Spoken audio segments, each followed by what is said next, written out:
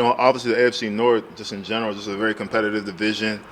Last year, I had the chance to watch the game where Vaughn made the big hit, and then I think it was a Thursday night game, if I'm not mistaken.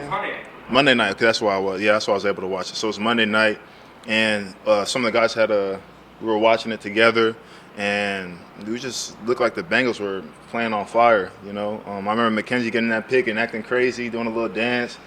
I was like, dang, these guys playing with a lot of energy. So hopefully we could replicate that energy this coming Sunday. You guys played with that energy in the first 2 weeks of the season. It seems like there's been a natural carryover, and the aggressiveness of the defense at times has carried this team. It's definitely an attitude thing. We have coaches who, want the best for us and expect the best out of us. So there's a standard right now that's being implemented, and, we're just trying to live up to that standard every day. You've been a league bit. How have you seen Roethlisberger change kind of over the last few years? Roethlisberger, I think he's, as a person or as a player?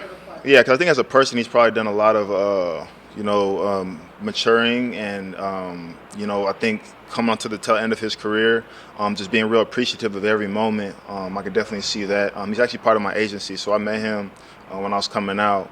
And, as a player, his offense has always been explosive. They always like to throw the ball and get it around and put it in Big Ben's hands and, have a solid run game to balance that out. So, we know what to expect from them, and we're excited for the challenge.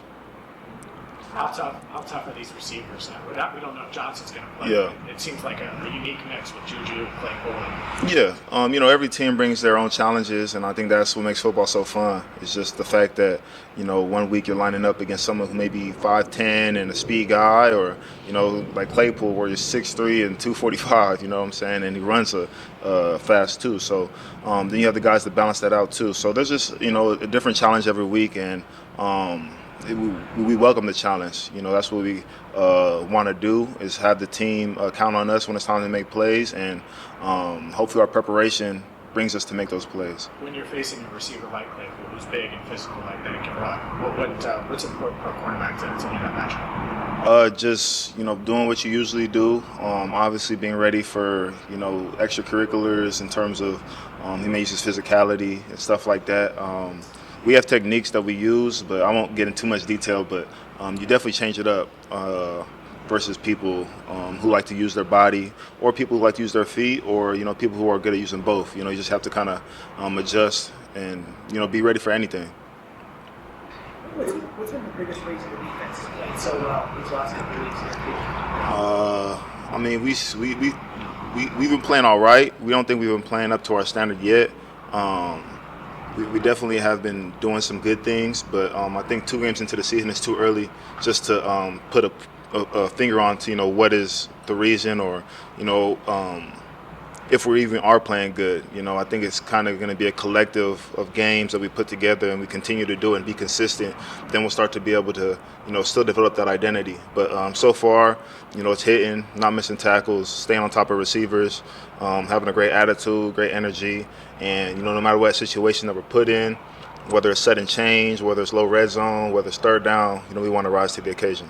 Some of the best moments on Sunday were when you guys were kind of pinned up against your own goal line after a turnover, and you hold them to 3 points or no points in some cases. Mm-hmm. What is the talk among the defensive unit, the secondary, about what we need to do in this particular situation? It's just a supreme confidence, and supreme belief in the whole team and in the offense. When we were down in that fourth quarter and, we had the opportunity to score, then we came out, got a stop, Logan got a pick, then we scored again. Like right before that play, I remember Coach Jackson very vividly being like, we're going to score. And then when we score, let's get a stop. And it just happened like within two minutes or something like that. So we had, every belief that we were going to win that game, that it was going to be on us. And we got them to third down, and then obviously we fell short. And I think that's just, again, what comes with more experience, more playing time together. And I think our standard will continue to rise, and we're going to try to keep rising to that standard.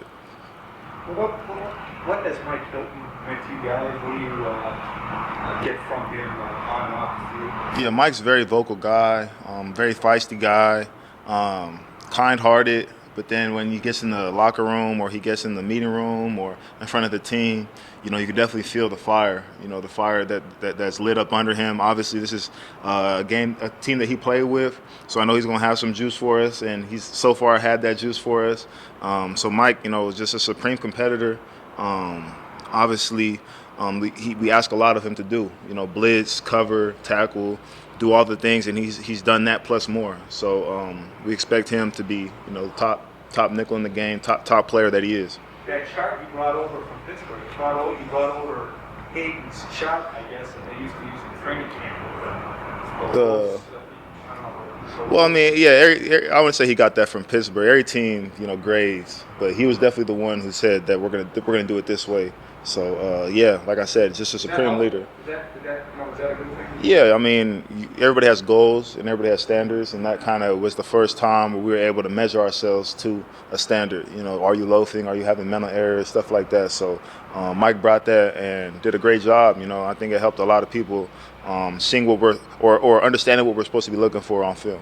What kind of conversation you have with Trey Waynes these last few weeks as he's been kind of mad at his hamstring? Yeah, I mean, just positive energy. We see him working on the side.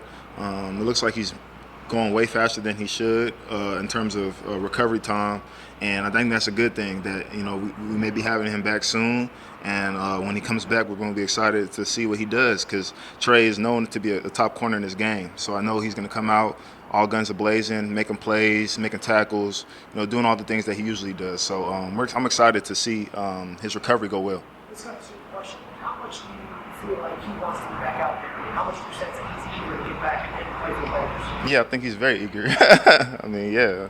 Who doesn't want to play football? Yeah, so yeah, I think he's very eager. Yeah. We're talking about we're talking about Mike Hilton, but Sean Davis too. How much do you sense that this is a game that he's looking forward to playing against his former team? Oh, shoot, I didn't even realize he used to play there. But yeah, that's again, coming from a different team, I know if you play that team, there's going to be an extra added emotion, whether it's positive, whether you want to beat the crap out of them, whatever it's going to be. You definitely have to balance that with the game and know that, this team that you're facing isn't your teammates no more. These ain't your guys no more. And I think he's going to come out and, try to make a statement as well. You're playing I would say you're playing at a pretty high level. What is it about the scheme, the situation? What is it maybe that brought out, your play so far? I mean, we just playing a lot of different defenses, disguising.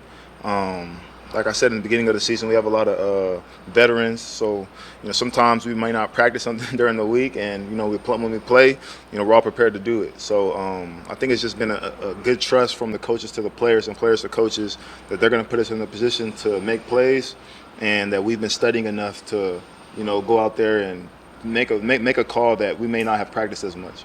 How much do you have to be aware of the fact that Ben Roethlisberger extends plays maybe better than anybody else in pro football? And one thing coaches always talk about is you can't leave your man, can't lose your man, because he's just waiting for that chance to go deep. Yeah, you said it. So we know what he brings to the table. We know we're going to have to plaster our receivers. Obviously, you got guys like Patrick Mahomes, Lamar Jackson. You have all these guys who have entered the league and, made the average play count an extra second. So it's kind of just the name of the game nowadays. 2 more minutes. When you signed, did you have that Monday night game in mind? When you signed here, was that in the back of your head? I definitely thought about it. I remember watching it, and a lot of the guys were like, damn, they're having fun. Like, they playing real hard. They're playing with energy. And obviously that wasn't a deciding factor, but that was the time that I got to see the Bengals in primetime action on TV and really learned about the current state of them. I really saw something special.